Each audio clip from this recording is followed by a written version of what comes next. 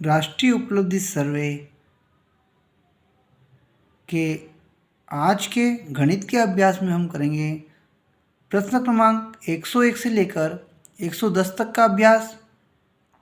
प्रश्न क्रमांक 101 इस प्रकार है, संलग्न पाई चार्ट, ये जो बना हुआ उसको पाई चार्ट बोलते हैं। वृत्त के अंदर विभिन्न विभिन्न प्रतिशत दिए हुए हैं, इसको हम पाई चार्ट बोलेंगे। संलग्न पाई चार्ट एक महीने में किसी परिवार के विभिन्न मदों में व्यय और बचत को दर्शाता है। एक परिवार में कुल क्या क्या खर्चा करते हैं और कितना प्रतिशत पैसा बचता है, वो पैसा नहीं बताया लेकिन उसका प्रतिशत बताया है। अब देखेंगे यहाँ पर मकान का किराया कितना परसेंट लगता है, 10%। जो कुल उनकी आमदनी उसका 10% मकान का किराया है। अन्य 15%, भोजन 25%, बचत 10%, कपड़े 15%, चिकित्सा 9%, बच्चों की शिक्षा 20%। अब हमें जो उत्तर देना है वो प्रश्न क्या हो जाए, यदि परिवार की मासिक आय कितनी है, 20,000 रुपये है, तो बच्चों की शिक्षा और भोजन पर कुल खर्च की गई राशि कितनी है। यदि मासिक आय कितनी हो, 20,000 है, तो बच्चों की शिक्षा और भोजन पर कुल खर्च की गई राशि कितनी है। बच्चों की शिक्षा और भोजन पर, तो बच्चों की शिक्षा कितने प्रतिशत है, 20%, और भोजन 25%। बच्चों की शिक्षा कितनी दे रखी है, 20%। तो हमने लिख दिया बच्चों की शिक्षा 20%, भोजन का कितना 25%। तो दोनों का परसेंट मिला कितना हो जाएगा, कुल 20 और 25 कितना होगा, कुल 45%। तो अब अपने को टोटल आई उसकी कितनी है, 20,000। 20,000 का कितना निकलना है, 45%। अगर 50 होता तो 10,000 आ जाता, लेकिन अब हल करना पड़ा। 20,000 का 45%, 20,000 इस का क्या बन जाएगा, गुणे का चिन्ह। 45 का 45 और प्रतिशत जब भी हटता है तो क्या लगता है, बटे में 100 लगता है। प्रतिशत का चिन्ह हट जाता है और 100 लग जाता है, और नीचे से 100 हटता है तो क्या लग सकता है, प्रतिशत का चिन्ह। अभी हमको यहाँ हटाना है, इसलिए इसको हटा के बटे में 100 लगाया। इस 2 जीरो से ये 2 जीरो कट गए। अब 200 गुणित 45, 200 में 45 का गुणा करना है, तो 2 जीरो तो ऐसी की ऐसी, और 45 दूना क्या होता है, 90। तो ये 90 और 2 जीरो क्या हो गया, 9,000 रुपये। तो क्या पूछा उसने, भोजन पर कुल खर्च की गई राशि कितनी होगी। बच्चों की शिक्षा और भोजन पर कुल खर्च की गई राशि कितनी होगी, 9,000 रुपये होगी। प्रश्न क्रमांक 102 भी पाई चार्ट पर आधारित प्रश्न है। ये पाई चार्ट दे रखा है, अब हम प्रश्न पढ़ लेंगे। नीचे दिया गया पाई चार्ट मानव शरीर के विभिन्न घटकों का बंटन, मतलब बटा हुआ कितने में बंटन प्रदर्शित करता है। प्रोटीन और अन्य घटकों को दर्शाने वाले त्रिज्यखंड का केंद्रीय कोण कितना होगा। प्रोटीन और अन्य घटक को दर्शाने वाले त्रिज्यखंड का केंद्रीय कोण कितने का होगा। मतलब यहाँ इस केंद्र से ये प्रोटीन और अन्य घटक ये कितने डिग्री का यहाँ पे ये कोण बनाएंगे। तो टोटल ये होता है, ये टोटल जो कोण होता है, पूरा कोण कितना होता है, 360 का होता है। पूरा कोण कितने का होता है, 360 का होता है। हमको इतना कोण निकालना है। तो प्रोटीन कितना प्रतिशत है, 15। अन्य घटक कितने प्रतिशत है, 15%। बराबर कितना हो गया, 15 और 15 जोड़ेंगे कितना हो जाएगा, 30%। तो हमको किसका 30% निकालना है, इस पूरे 360 डिग्री का 30, पूरा वृत्त कितने का, 360 डिग्री का। तो 360 डिग्री का क्या निकालना हमको, 30%। पहले हमने क्या करा, प्रोटीन और अन्य घटक का परसेंट जोड़ लिया। प्रोटीन कितना, 15, अन्य घटक कितना, 15%। तो 15 और 15 कितना हो गया, 30%। पूरा वृत्त कितने का, 360 डिग्री का। तो 360 डिग्री का 30%। तो 360 का क्या बना, गुणा 30 ऐसा का ऐसा, परसेंट का चिन्ह हटा तो बटे में क्या लग गया, 100। 1 जीरो से 1 जीरो कट गई, 1 जीरो से 1 जीरो क्या हो रहा, 36 गुणित 3। तो 3 का बड़ा 6 बार, 3 6 18 का 8 हासिल का 1, 3 3 और 1 10, कितना आया, 108 डिग्री। ये कोण कितने डिग्री का बना, 108 डिग्री का कोण बना है। और यदि दोनों कोण पूछ लेता कि दोनों जल का और प्रोटीन और अन्य घटक का और जल का बताइए, जल का कितना हो जाता है 360 में से 108 आप घटा देंगे तो यहाँ जल का आ जाएगा। तो हमें जो पूछा था प्रोटीन और अन्य घटक का केंद्रीय कोण तो कितने का है 108 डिग्री का। अभी तक जिसने चैनल को सब्सक्राइब नहीं किया है तो यदि वीडियो के नीचे चैनल रेड कलर में सब्सक्राइब लिखा हुआ आ रहा है तो आप उसको क्लिक करके चैनल को सब्सक्राइब करें, लाइक करें, शेयर करें और बेल का आइकन को जरूर क्लिक करें ताकि आने वाले उपयोगी वीडियो आपको मिल सके। प्रश्न क्रमांक 103, संलग्न पाई चार्ट एक विद्यार्थी द्वारा किसी परीक्षा में हिंदी, गणित, अंग्रेजी, विज्ञान, सामाजिक विज्ञान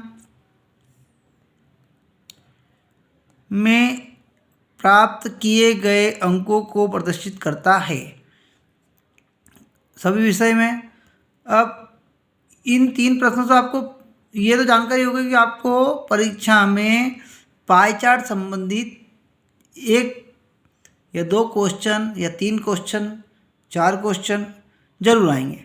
तो आपको पाई चार्ट समझना है, उसमें वृत्त बना रहेगा और वृत्त के अंदर जो भी संख्या हो सकती है, विषय हो सकते हैं, वस्तु हो सकती है, कोई भी चीज़ हो उसको अलग अलग हिस्सों में बटाए हुए प्रतिशत दे रखेंगे, बाट रखा होगा और पूरा दे रखेंगे उसमें तो उसका मान निकालना होगा। इस प्रकार के आएंगे तो आपको उसको ध्यान से देखना है और करना है। अब यहाँ पर क्या पूछ रहा है, निम्न में से कौन सा कथन सत्य है। पहला, अब बस आपको देखकर तुलना करनी है, बस देख के आपको अंदाजा लगाना है कौन सा सही है कौन सा गलत है। सबसे पहला वाला विज्ञान के प्राप्तांक, विज्ञान कहाँ है यहाँ पे, के अंक, विज्ञान के अंक किससे, गणित के अंक से, गणित के अंक से। विज्ञान के अंक गणित के अंक से अधिक है तो हो ही नहीं सकता। ये अंक के बता रखा है कि विद्यार्थी द्वारा किसी परीक्षा में हिंदी, गणित, अंग्रेजी, विज्ञान और सामाजिक विज्ञान में प्राप्त किए अंकों को प्रदर्शित करता है कि मतलब पूरे वक्त में से इतना हिस्सा गणित का, मतलब गणित के ज़्यादा हो गए, विज्ञान के कम। और ये कह रहा है विज्ञान के अंक, विज्ञान के प्राप्तांक मतलब अंक, विज्ञान के अंक गणित से के अंक से अधिक है तो ये बात क्या हो गई, गलत। तो ये हमारा उत्तर नहीं है। दूसरा पढ़ेंगे, विद्यार्थी ने सर्वाधिक अंक गणित विषय में प्राप्त किए। तो ये देखो ये सबके छोटे छोटे हिस्से हैं, सबसे बड़ा हिस्सा किसका है, गणित का, मतलब गणित के अंक क्या है ज़्यादा।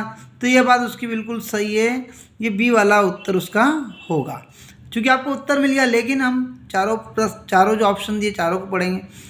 आपको उत्तर तो बी हो गया लेकिन चारों को हम पढ़ेंगे ताकि हम समझ सकें। हिंदी के प्राप्तांक अंग्रेजी के प्राप्तांक से कम है, हिंदी के प्राप्तांक अंग्रेजी के प्राप्तांक से कम है। देखो इन दोनों तुलना करो, कौन सा बड़ा दिख रहा है, हिंदी का बड़ा दिख रहा है। तो हिंदी क्या दिखे ना क्या अंग्रेजी के, ये बोला हिंदी के प्राप्तांक अंग्रेजी के प्राप्तांक से कम है, जो कि बात गलत है। हिंदी की ज़्यादा है और अंग्रेजी के कम है, ये गलत बात है, ये कथन असत्य है। विज्ञान और सामाजिक विज्ञान के प्राप्तांक बराबर है।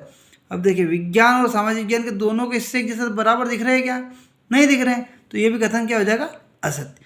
हमारा सत्य कथन तो हमको पहले ही मिल गया था कि विद्यार्थी ने सर्वाधिक अंक गणित में प्राप्त किए हैं। तो देख लीजिए आप गणित का जो हिस्सा है वो सबसे बड़ा है इस पाई चार्ट में, इस पूर्वोत्तम गणित का हिस्सा अधिक है। प्रश्न क्रमांक 104, एक आयताकार खेत का क्षेत्रफल जिसकी लंबाई उसकी चौड़ाई से दुगनी है, लंबाई जो है उसकी चौड़ाई से दुगनी है, 2450 वर्ग मीटर है, खेत का परिमाप कितना होगा। तो प्रश्न के अनुसार उसने क्या बोला था कि जो उसकी लंबाई है उसकी चौड़ाई से किसी है दुगनी। चौड़ाई क्या मान लिया हमने, x, तो लंबाई क्या हो जाएगी उसकी 2 गुनी, मतलब x में 2x। अब खेत का क्षेत्रफल कितना रखा है 2450, और क्षेत्रफल का सूत्र क्या होता है, लंबाई गुणी चौड़ाई। तो लंबाई और चौड़ाई गुणा करने पर क्या आएगा, 2450 आएगा। अब लंबाई और चौड़ाई, लंबाई 2x हो गई हमारे यहाँ से, चौड़ाई x हो गई, तो इसका गुणा करा, इसमें कुछ नहीं, मतलब 1 तो 2 1 अंक गुणांक में 2 1 कम 2, x गुणा x में तो घात जुड़े, 1 घात यहाँ और 1 घात यहाँ, तो घात क्या हो गई 2, 2x की घात 2 बराबर कितनी हो गई 2450, x की घात 2 बराबर 2450 बटा 2, x की घात 2 बराबर 1225, वो 1225 की घात 2 होती है 35 की घात 2, 35 में 35 गुणा करते हैं तो 1225 आता है। आप गुणा करके देख लेंगे या 1225 का गुणनखंड करके देख लेंगे। x बराबर क्या आ गया 35, चौड़ाई कितनी आ गई 35, लंबाई क्या है इसकी दुगनी 2x, 35 गुणित 2 70। अब इसका परिमाप निकालना है, तो परिमाप कैसे निकलता? परिमाप का सूत्र क्या होता है? परिमाप बराबर 2 कोष्टक लंबाई धन चौड़ाई, 2 कोष्टक में 35 और 70 को जोड़ा 105, 105 का डबल कितना हो जाएगा? 210 मीटर। उसका परिमाप कितना हो गया? 210 मीटर। या पूरे सवाल को वीडियो को रोककर देख सकते हैं और इसको जूमिंग करके क्लियर देख सकते हैं आप। प्रश्न क्रमांक 105 इस प्रकार है, एक वर्ग पट्ट का क्षेत्रफल 7744 वर्ग सेंटीमीटर है, इसकी प्रत्येक भुजा की लंबाई कितनी होगी? तो वर्ग पट्ट का क्षेत्रफल क्या होता है? भुजा की घात 2, तो भुजा की घात 2 हटती है तो क्या लगेगा? रूट लग जाएगा। और क्षेत्रफल दे रखा था तो सामने लिख दिया क्षेत्रफल 7744। अब इसका गुणनखंड करना है, तो 2 से काटा तो 3872 आया, फिर 2 से वापस भाग दिया इसमें तो 1936, फिर 2 से दिया तो 968, फिर 2 से 484, फिर 2 से 242, फिर 2 से तो 121 आया। अब 121 2 से नहीं करता है, 2 का नियम होता संख्या का इकाई अंक 2 4 6 8 हो। इसके पहले पूर्व प्रश्न हल करते तो यहाँ था, यहाँ था, यहाँ था, यहाँ था, यहाँ था, लेकिन अब जो है 1 आ रहा है। अब 3 तो डायरेक्ट 121 किसके बारे में आता है? 11 के, 11 में 121, 11 में 11। अब बात जिस संख्या से आपको भाग देना है, तो ये यहाँ पर 2 के 3 जोड़े बने और 11 का एक जोड़ा बना, तो ये बाहर आएगा एक बार, 2 का एक जोड़ा तो एक बार बाहर आया, यहाँ पे एक बार आया, क्योंकि वर्गमूल के अंदर यहाँ कुछ नहीं, मतलब 2 लिखा रहता है, यहाँ कुछ नहीं है मतलब 2 है, आप ये समझेंगे। तो जो भी गुणे में अंदर 2 बार होगा, एक बार बन के बाहर निकलेगा। तो 2 दूनी 4, 4 दूनी 8, 8 में 11, 11 88, तो उसकी भुजा कितने सेंटीमीटर की है? 88 सेंटीमीटर की है। आप वीडियो को पॉज करके देख सकते हैं।